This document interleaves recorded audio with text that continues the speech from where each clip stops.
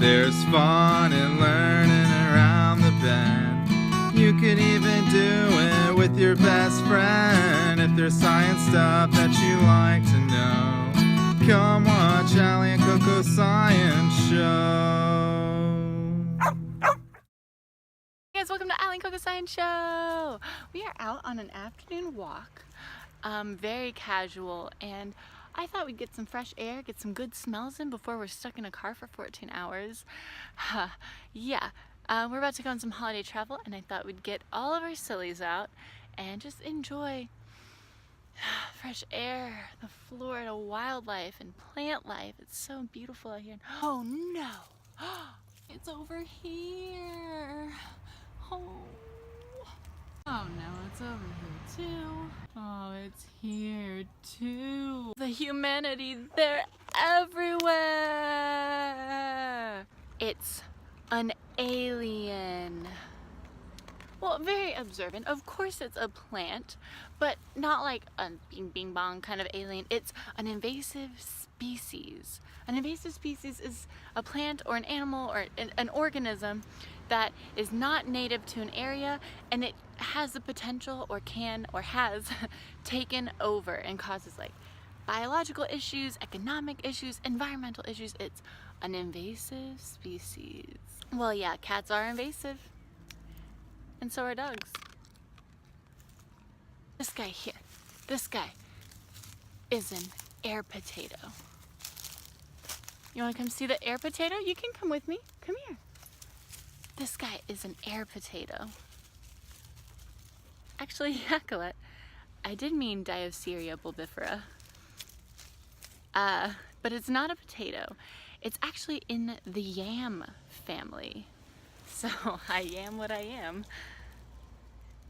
That's never a good joke, I'm sorry. I'm so glad you asked, Colette. We are here in Florida, and the air potato comes from all the way over in here, Africa, Asia, and some parts of Australia. And some dude just brought it over here in 1905. Like, it grows crazy. It grows like 8 inches a day. It can be a vine of 70 feet long. Yeah, that's like 30 colettes. Isn't that crazy? And what it'll do, it has these big, broad leaves that'll block out sunlight of other native species, so it just chokes all the sunlight out.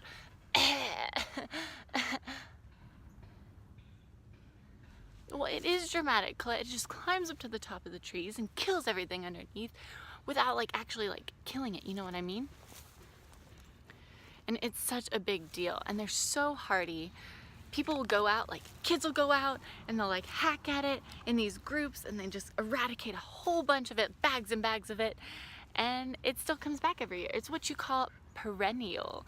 Perennial means that every season when the growing conditions are right, the plant will come back every year if it can.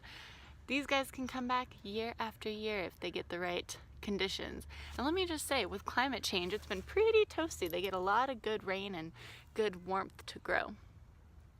So yeah, it's pretty crazy. And so they have these little tubers under the ground.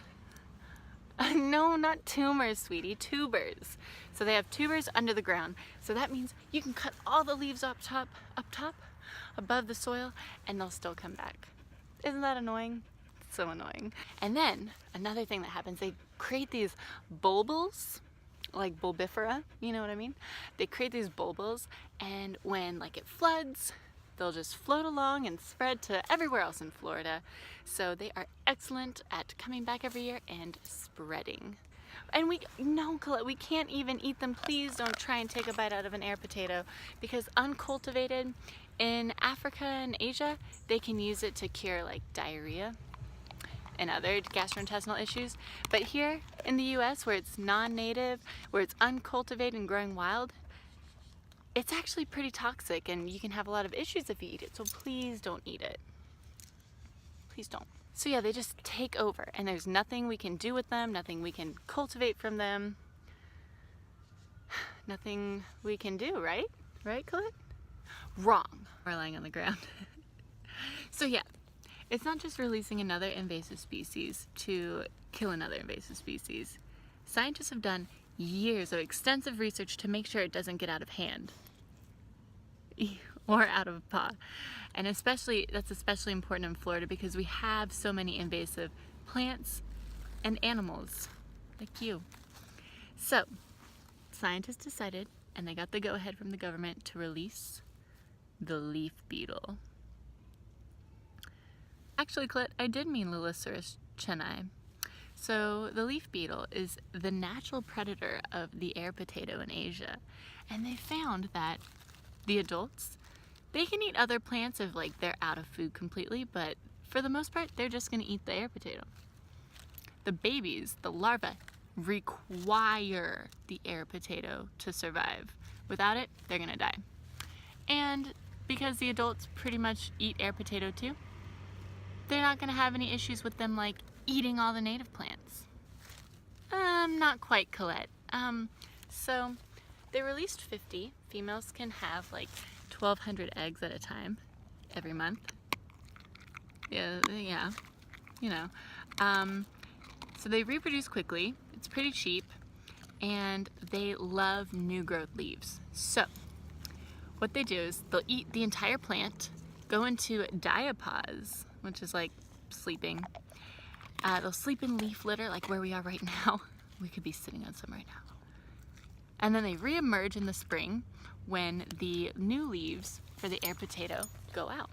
Well, okay, so it's not exactly perfect, but the native plants, they don't get choked out of their sunlight.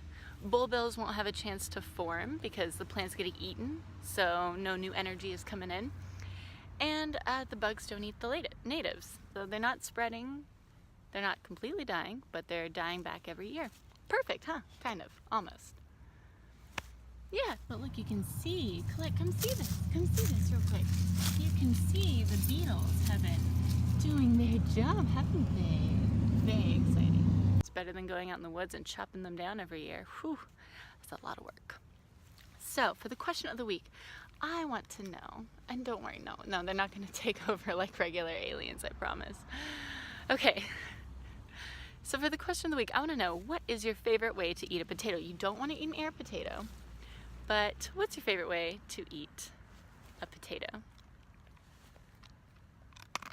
Funny, Colette, that's funny. Okay, I like sweet potatoes better, which are in the morning glory family. But sweet potato, regular potato, I don't care. I love baked, rosemary roasted potatoes, like russet potatoes, and I love just like French fries, you know, with aioli, kind of just fancy sauces. I don't know, I just love flavors and potatoes.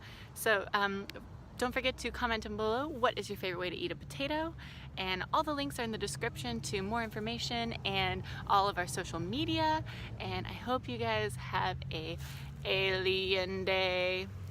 That was horrible. Anyway, we're gonna go apparently get all the invasive cats, I'm sure. Bye!